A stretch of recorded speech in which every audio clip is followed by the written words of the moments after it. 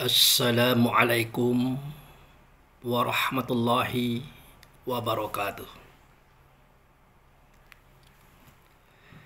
Saudaraku kaum muslimin dan muslimat, saudara sebangsa setanah air, dimanapun Anda ada dan berada. Kembali berjumpa dengan saya Abu Fikri dalam rangka kebaikan, kebenaran, untuk mempermudah langkah-langkah kita menuju jalan selamat, yaitu Allah dan Rasul-Nya. Saudaraku kaum muslimin dan muslimat, menyambung kembali kajian kita yang kemarin terputus. Satu lagi yang belum sempat kita jawab, yaitu bagaimana caranya atau apa hukumnya kita mengucapkan selamat hari raya kepada saudara kita yang berbeda agama. Misalnya selamat hari Natal, selamat hari Waisak, dan selamat-selamat yang lainnya. Nah, jadi begini saudaraku. Dalam hidup ini, segala sesuatu yang belum difikirkan, segala sesuatu yang belum dikaji, segala sesuatu yang langsung disampaikan, dinyatakan tanpa kita mempertimbangkan terlebih dahulu, biasanya akan melahirkan semeraut atau persoalan di ujung jalan. Termasuk persoalan-persoalan yang selama ini banyak kita persoalkan. Di antaranya mengucapkan selamat hari Natal. Begitu. Sebagian mengatakan boleh, tidak apa-apa. Nah, alasan mereka adalah kita menghargai saudara kita yang mereka beragama, mereknya berbeda merek dengan merek agama kita. Katakanlah agama Nasrani. Itu satu. Yang kedua, kita mengucapkan itu atau lafaznya sama dengan yang kita ucapkan dengan apa yang mereka ucapkan, makna dan pahamnya berbeda di hati kita. Misalnya, mereka mengatakan selamat hari Natal itu maknanya selamat memperingati lahirnya anak Allah. Itu. Sementara kita mengatakan selamat hari Natal itu maknanya adalah selamat memperingati lahirnya anaknya Bunda Maryam atau Bunda Maria, yaitu Isa Al-Masih. Itu alasan kenapa mereka mengatakan boleh-boleh saja. Nah, persoalannya adalah kita ini cepat menyalahkan. Kita ini cepat memojokkan, bahkan menjatuhkan serta menghinakan. Contohnya seperti ini. Kalau memang Allah itu melahirkan anak bernama Isa, lalu siapa bidannya? Apa mungkin begitu? Kemudian ditertawakan. Semestinya kita duduk bersama dengan ikhlas, tulus. Kita tanyakan kepada saudara kita, kenapa Anda mengatakan Isa itu anak Allah? Tanyakan begitu baik-baik. Nanti mereka akan menjelaskan. Dengarkan penjelasan mereka itu. Apa maksudnya dengan kalimat itu? Nanti kan kita akan mengerti. Oh begitu maksudnya. Oh begitu. Ya sudah. Kalau itu kita pahami, kita maklumi, bahkan mungkin kita anggap tidak ada masalah, ya sudah di situ. Atau sebaliknya, setelah kita pahami, kita selami, ternyata memang keliru menurut pendapat kita. Ya sudah begitu. Maka serahkanlah keyakinan mereka itu dengan apa yang mereka yakini, keyakinan kita dengan apa yang kita yakini. Kan selesai. Tanpa harus menyalahkan, menjelekkan, dan sebagainya. Nah, tetapi memang ada satu kekuatan di dalam sebuah bangsa yang majemuk seperti kita ini. Jangan lupa, Nuswantoro, Nusantara, Indonesia itu adalah sorga. Sorga yang ada di permukaan bumi alam semesta ini. Buktinya, mereka hendak memperebutkan Nuswantoro, Nusantara, Indonesia ini. Dari zaman dulu. Mulai pada Portugis, Spanyol, ya, Belanda, Jepang, Inggris, Perancis. Kalau sekarang ya lain lagi. Ada Amerika, ada Chinese. Bahkan yang dulu-dulunya pernah masih ada sampai sekarang. Mereka bercokol. Ingin mengambil dan merebut tanah tercinta ini. Dengan berbagai macam trik, intrik, dan cara. Dengan berbagai macam bentuk pengorbanan yang mereka lakukan asalkan dapat Indonesia ini. Tidak dapat tanah dan negerinya, setidak-tidaknya isi tanah, isi negeri. Kekayaan tanah, kekayaan negeri. Nah, supaya ini mereka dapat, mereka harus mencoba untuk melakukan suatu tindakan. Bagaimana caranya Indonesia ini dengan bangsanya lemah, tidak kuat. Ya sederhana saja. Walaupun kita berbeda pulau, berbeda suku, berbeda bangsa, bahasa, itu paling mudah diadu domba dengan bermodalkan melihat perbedaan-perbedaan itu. Tapi setelah mereka teliti masalah daerah, bahasa, itu kurang kuat menggoyang bangsa ini. Kurang tajam untuk memecah belah bangsa ini. Kalau hanya bermodalkan berbeda pulau, berbeda bangsa dan bahasa.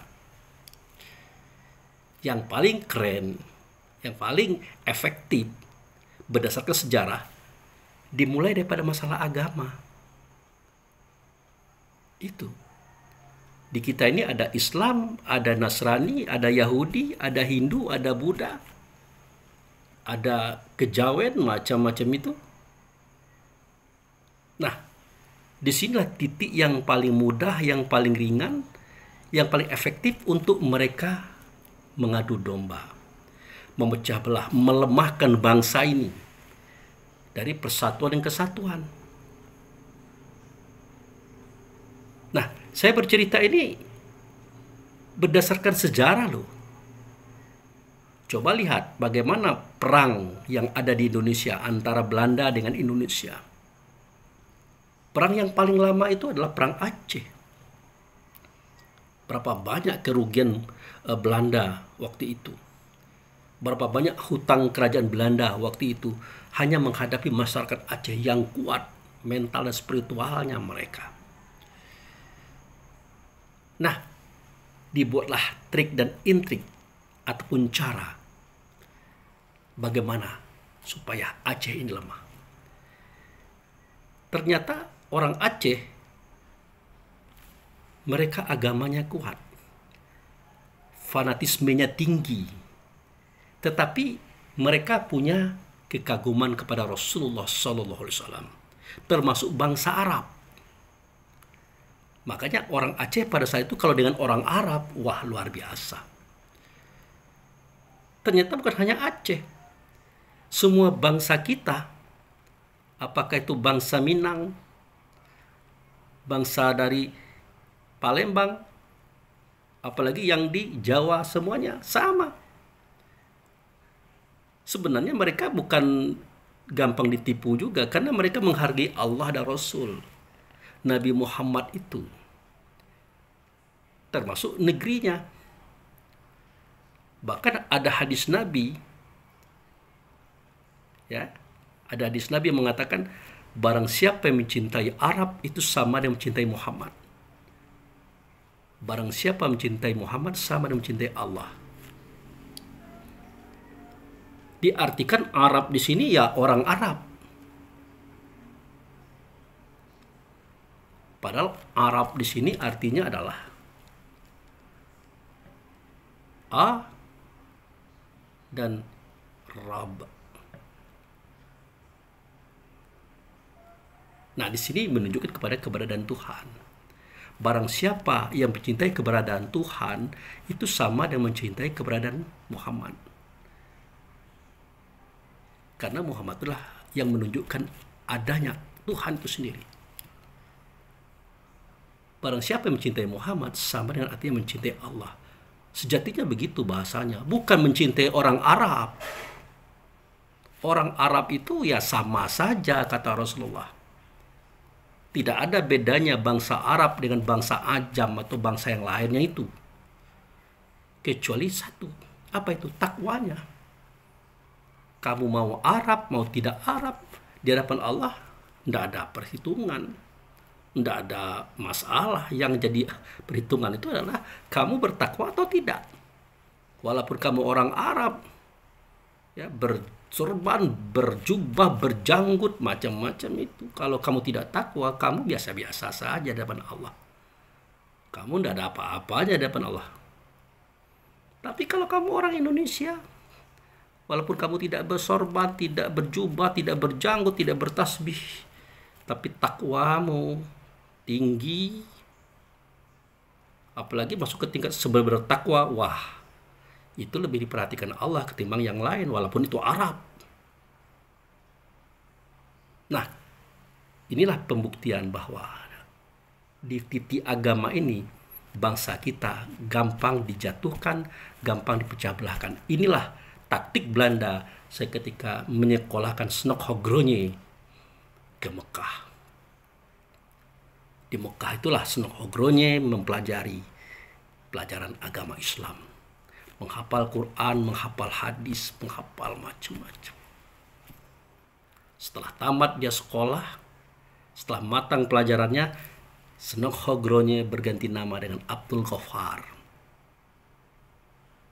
Kemudian dia masuk lagi ke Indonesia, ke Aceh, seakan-akan dia adalah syekh, guru besar. Bersorban, berjanggut, berjubah, bertasbih. Tetapi apa yang terjadi? Kerjanya di situ menjadi reformis, memperbarui ajaran Islam yang dipakai oleh kaum. Dia mengatakan ini tidak benar, ini yang benar, ini tidak tepat, ini yang tepat. Akhirnya terjadi apa? Clash antara kaum, bertikai antara bangsa, maka disebarkanlah khilafiyah agama. Nah, mulai muncul ketidaksukaan, kebencian, dendam, bahkan hampir berperang mereka itu sesama mereka hanya karena keyakinan mereka dalam paham agama dianggap tidak benar oleh kelompok lain. Itu adalah gara-gara Snok Hogronje. Dan akhirnya tak lama kemudian Aceh memang jatuh, saudaraku. Aceh menghancur luluh, diinjak-injak oleh para penjajah waktu itulah bangsa Belanda. Terbukti. Nah, sejarah ini akan diulang kembali untuk Indonesia secara seluruhnya. Mengangkat isu agama Islam, Nasrani, Hindu, Buddha, Konfusius, Yahudi. Termasuklah salah satu di antaranya, seketika kita mengucapkan selamat hari Natal dipersoalkan. Haram. Tidak boleh. Itu sama artinya kita mengatakan selamat memperingati lahirnya anak Allah atau anak Tuhan. Tapi kita sendiri tidak tahu kenapa saudara kita dari Nasrani mengatakan kata itu. Apa alasannya? Itu. Nah, sekarang mari kita coba mempelajari. Apa alasannya mereka mengatakan itu adalah anak Allah? Ya. Kemudian apa alasannya mereka mengagungkan Isa ketimbang Nabi kita, Rasul kita, Muhammad Rasulullah Sallallahu Alaihi Wasallam? Oke, mari kita mulai dengan membaca ayat berikut ini. Nah, mereka mengatakan Isa itu anak Allah. Logikanya sederhana. Setiap manusia, kalau dia lahir pasti ada ayah, ada bundanya. Ya terlepas Adam ya, kalau Adam tidak ada ayah, tidak ada bunda. Gitu. Ya. Kalau Nabi Sis ada ayah, tidak ada bunda. Ya. Nah, Isa ini ada bunda, tidak ada ayah. Saya ulangi lagi. Nabi Adam itu tidak ada ayah, tidak ada bunda. Dia bisa lahir. Nabi Sis, putra Adam, ada ayah, tidak ada bunda. Nabi Isa ada bunda, tidak ada ayah. Nah, dalam processing kelahiran Isa itu, sampai dia dikatakan anak Allah, karena ada suatu kejadian. Kejadiannya bagaimana? Nah, Siti Maryam adalah seorang perempuan suci. Perempuan yang diniatkan oleh ayah bundanya, yaitu keluarga Imron, untuk dijadikan penjaga Baitul Suci, Baitul Maqdis, kalau dia laki-laki. Namun ternyata dia lahir perempuan. Tapi tetaplah dia ditempatkan di Baitul Maqdis, di rumah suci. Maka tinggallah Siti Maryam itu di rumah suci itu. Katakanlah masjid lah bahasa kita begitu. Nah, diasuh oleh Nabi Zakaria, paman beliau sendiri. Nah, pendidikan Zakaria dengan pendidikan kita sama saja. Perempuan itu tidak bisa bebas keluar. Makanya Siti Maryam itu putri yang dipersembahkan oleh keluarga Imron untuk menjadi orang suci di rumah Allah atau Baitul Maqdis tadi. Karena dia perempuan, tidak mungkin dia akan menyapu, dia akan mengelap, manjat ini, manjat itu, tidak. Makanya oleh Nabi Zakaria dia tidak boleh keluar, tidak boleh kemana-mana. Dia diletakkan di suatu mihrab atau suatu kamar. Dan kamar itu dikunci. Kerjanya Siti Maryam itu adalah beribadah. Ya, beribadah, mengabdi kepada Allah dan Rasul, mengabdi kepada ayah bundanya dan pamannya, dan mengabdi kepada kaumnya waktu itu. Tentu sama-sama perempuan kan.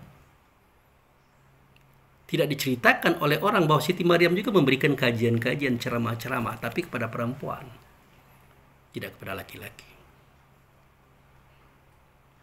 Nah, kalau boleh kita katakan Siti Maryam ini, kalau boleh kita katakan, dia adalah Rasul juga. Dia adalah Nabi juga. Tapi kan Rasul dan Nabi kan tidak ada yang perempuan. Maka jadilah dia seperti kondisi sekarang itu. Dipingit, diletakkan dalam mihrab, kerjanya beribadah, mengabdi kepada Allah dan Rasul, mengabdi kepada ayah bunda, kepada pamannya, dan mengabdi kepada kaumnya. Dia memberikan kajian-kajian kepada para perempuan-perempuan waktu itu. Artinya dia orang suci. Jangankan Siti Maryam, orang kayak kita saja kalau sudah jadi ustaz, cenderung suci. Suaranya tidak kotor, katanya baik, perbuatannya benar, tidak berani dia macam-macam, nyeleneh, tidak berani. Apalagi Siti Maryam. Makanya beliau diagungkan oleh Allah, diagungkan oleh Rasul, dijadikan nama beliau sebagai nama salah satu surat dalam Al-Quran. Itu karena status beliau itu sama dengan Rasul, sama dengan Nabi, tapi beliau perempuan. Untuk menjelaskan kepada kita kenapa perempuan tidak jadi Rasul, tidak jadi Nabi, itulah persoalannya. Karena wanita tidak pernah menjadi pemimpin bagi laki-laki. Apalagi mimpin kaum dan umat. Tidak mungkin. Sebagai bentuknya itulah Siti Maryam sebagai percontohan yang paling nyata. Ini yang perlu kita tangkap. Nah, suatu ketika Allah melalui Rasulnya memerintahkan malaikat, petugas. Untuk apa? Untuk datang kepada Siti Maryam. Untuk datang kepada Siti Maryam. Sudah jelas datangnya itu kan ujuk-ujuk. Tiba-tiba muncul dia di dalam kamar Siti Maryam. Kaget. Siti Maryamnya kaget. Sampai dia berkata, aku berlindung kepada Allah daripada kejahatan kamu. Kok kamu masuk ke sini? Siapa sih kamu? Nah, berkatalah petugas tadi, malaikat tadi, kalau aku ini adalah utusan Allah. Utusan Rasul. Untuk apa?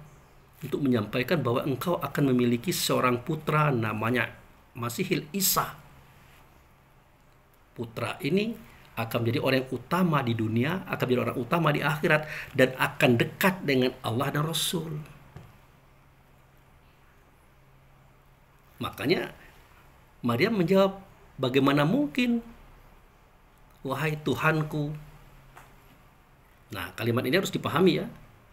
Yang dihadapinya adalah petugas atau malaikat, tapi Maryam berkata, bagaimana mungkin wahai Tuhanku, aku punya anak, punya putra, sedangkan aku tidak pernah disentuh oleh laki-laki. Nah, bukan malaikat itu Tuhan, bukan Rasul itu Tuhan, tapi dia menjurus kepada Allah. Tapi dalam berdialog itu dilukiskan bahwa malaikat ini adalah utusan Rasul, Rasul adalah utusan Allah. Makanya dia berkata, bagaimana mungkin wahai Tuhanku, aku akan melahirkan putra atau anak, sedangkan aku tidak pernah disentuh oleh laki-laki. Apa kata petugas tadi, kata malaikat tadi? Gampang bagi Allah dan Rasul itu. Jika dia hendak melakukan sesuatu, cukup dia berkata, jadilah, maka jadi. Nah, pada momen itu Siti Maryam, ya, dia tawakal, bukan pasrah. Tawakal ternyata dia menyerahkan diri kepada Allah dan Rasul dalam kondisi sadar bahwa ini adalah sebuah kebaikan. Walaupun dia akan sadar bahwa risikonya berat. Bagaimana mungkin seorang gadis suci, perempuan suci, guru suci, ustazah suci, tiba-tiba hamil. Nah, oleh karena ini adalah kehendak Allah, kehendak Rasul yang disampaikan oleh petugas atau malaikat tadi, maka dia tawakal, artinya pasrah dalam kesadaran. Nah, prosesingnya adalah Allah dan Rasul meniupkan ruh melalui malaikat tadi, melalui petugas tadi, ke dalam rahim Bunda Maryam. Saudaraku tahu bagaimana peniupan ruh itu? Ya sama dengan peniupan ruh setiap anak yang ada pada istri kita. Saya kan pernah guyon dulu. Bapak-bapak, ibu-ibu, ingin tahu bagaimana Allah itu menurunkan ruh ke dalam istri kita, ke dalam diri ibu-ibu? Nah, kan tubuhnya dulu tuh, badannya dulu, jasadnya dulu yang dikandung itu. Ruhnya belum ada. Kira-kira seketika Allah dan Rasul meniupkan ruh ke dalam tubuh ibu atau istri bapak, itu melalui apa? Melalui matakah, hidungkah, mulutkah, telingakah? Ya karena ini jarang diungkap, jarang diangkat, orang tak tahu. Maka waktu itu saya guyon. Kalau ibu-ibu ingin tahu Tanyakan kepada Bapak. Saat itu mereka diam. Dalam waktu mereka tertawa. Hahaha. Ternyata melalui pintu itulah ruh itu ditiupkan oleh Allah Rasul melalui petugas ke dalam kandungan ibu dan ke dalam kandungan istri kita. Makanya benda itu disebut kehormatan. Ya, kehormatan. Tidak ada salahnya orang mengatakan bahwa Hajar Aswad itu mirip benda itu. Bahkan kembaran dia bilang. Kenapa kembaran? Nah, ruh yang ada di Baitullah hakikat itu ada di bawah kawasan Rasul atau Muhammad. Satu persatu diturunkan ke dalam dunia. Nah, seketika diturunkan ke dunia, ya, seketika diturunkan ke dalam dunia, ada satu pintu yang menjadi batas antara dunia dan akhirat, antara zohir dan batin. Nama pintu itulah Babus Salam. Posisinya tepatnya di Ka'bah hari ini. Makanya tak satu pun roh daripada anak-anak istri kita, roh daripada anak-anak perempuan yang tadinya belum ada kemudian ditiupkan, pasti dari Baitullah hakikat masuk ke dunia lewat pintu itu, yaitu Babus Salam. Nah, nanti kalau dia sudah masuk ke dalam tubuh ini, dia masuk pula dalam kandungan, tepatnya pada tubuh sang anak. Anak itu lahir, dia besar, sholatnya menuju Allah dan Rasul, menghadapnya kepada pintu tadi. Itulah alasannya kenapa Ka'bah dijadikan kiblat di bumi ini sebagai hadapan. Karena tak satu pun nanti mereka yang habis tugas sampai ajal, ya, kembali kepada Allah, pasti dia kembali kepada Allah melewati pintu tempat dia masuk dulu, yaitu Babus Salam tadi. Titik yang paling terangnya adalah Hajar Aswad itu, saudaraku. Jadi posisi Hajar Aswad itu bukan ujuk-ujuk, bukan tidak diperhitungkan, bukan tidak direka terlebih dahulu oleh Allah Rasul. Sudah ditentukan, ditetapkan secara mutlak, di situ titiknya. Disitulah ruh tadi keluar, masuk ke kandungan ibu. Nanti setelah kita mau meninggalkan dunia ini, ya, meninggalkan tubuh ini, juga kembali kepada Allah, pintunya di situ. Makanya Hajar Aswad itu mirip dengan benda itu ataupun kehormatan itu. Nah, melalui benda itulah, kehormatan itulah, petugas Allah dan Rasul meniupkan ruh Allah yang ada di dalam tubuh Isa Al-Masih. Ya, jadi dalam tubuh Isa Al-Masih itu adalah ruh Allah, sama dengan ruh kita juga.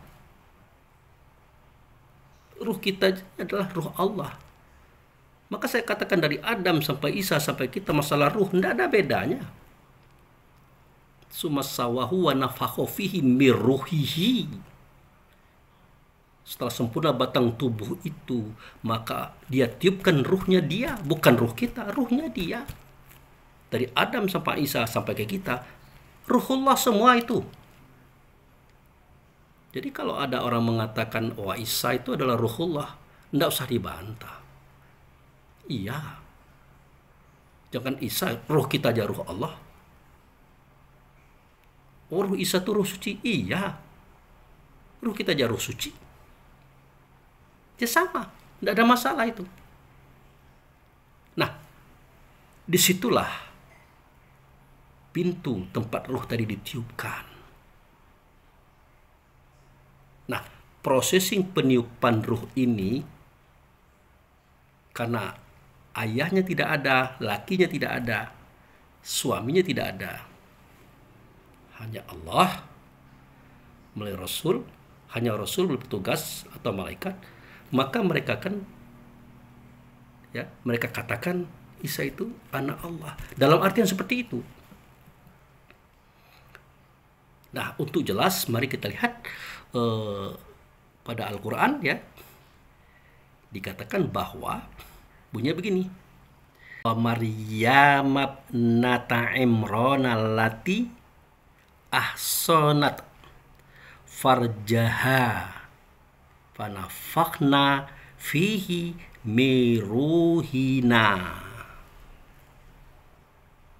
Ya. Dalam Indonesianya bunyinya begini. Dan Maryam putri Imron ya memelihara kehormatannya, maka kami tiupkan kefarajannya. Farad itu artinya benda mulia tadi. Menuju rahimnya, yang ditiupkan itulah roh kami. Ya. Ruhina itu artinya roh kami, rohnya Allah yang nyata pada Rasul, rohnya Rasul yang ada pada diri Maryam. Jadi Siti Maryam setelah dia menjaga kehormatannya, kemuliaannya, keagungannya, tiba-tiba dia harus tawakal, harus berserah diri untuk ditiupkan roh ke dalam kandungannya, berarti sudah ada tubuh di dalam kandungan itu. Maka ditiupkanlah ruh itu. Ruh siapa? Ruh Allah dan ruh Rasul. Ya sama dengan ruh kita juga. Sama. Itu. Lalu bagaimana Pak Abu Fikri? Batang tubuh itu bisa muncul di dalam kandungan Siti Maryam. Bukankah batang tubuh itu tercipta bertemunya spermatozoa dengan ovum? Oke, itu sudah benar. Anda paham? Ovum bagi perempuan, sperma bagi laki-laki itu adalah inti daripada makanan. Yang padanya ada air, vitamin, mineral, protein, dan berbagai macam lagi unsur zat di situ. Inti makanan. Makanan dari tanah dari bumi. Gitu. Makanya cerita Siti Maryam ini seketika diasuh oleh Nabi Zakaria. Yang menjadikan terkejutnya Zakaria adalah seketika Siti Maryam ini mendapatkan makanan berupa buah-buahan, sayur-sayuran, dan makanan yang lainnya. Kok bisa muncul di dalam kamar beliau? Padahal tidak ada orang yang memberikan itu. Tidak ada. Makanya Nabi Zakaria bertanya, dari mana ini Maryam? Makanan ini kok bisa muncul ujuk-ujuk di sini?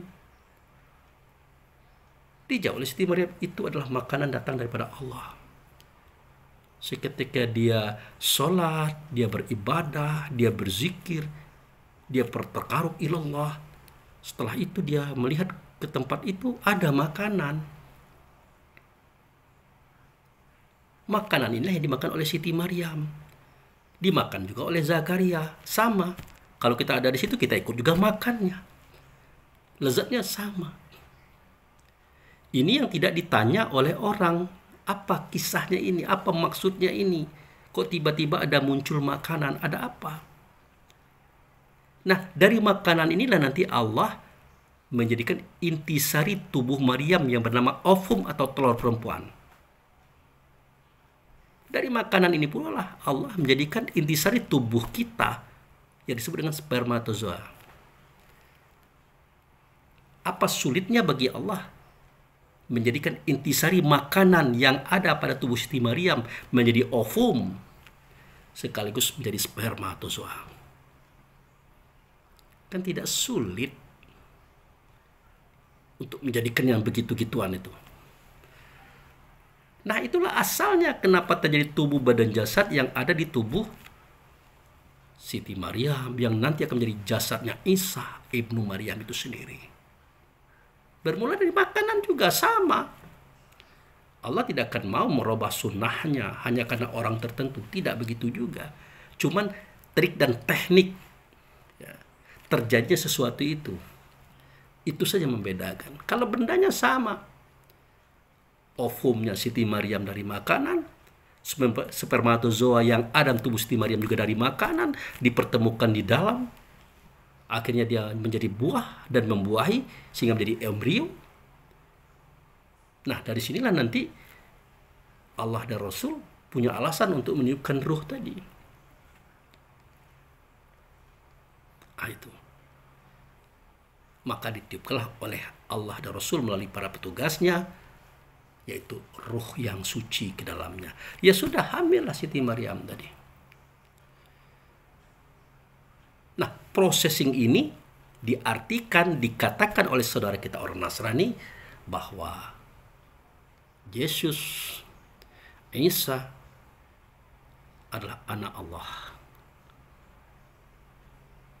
Dalam artian ya, anak Allah di sini bukan seperti anak bapak terhadap istrinya, bukan begitu. Tidak ada hubungan seksualitas di situ, tapi caranya sama. Melewati pintu yang namanya faraja atau kehormatan tadi. Itulah alasannya maka kenapa mereka mengatakan bahwa Isa itu adalah putranya Allah. Itu. Lalu kenapa Allah sendiri mengatakan itu pendapat yang dikatakan kafir? Zon yang sedemikian dikatakan kafir, ingkar. Rasul juga berkata seperti itu.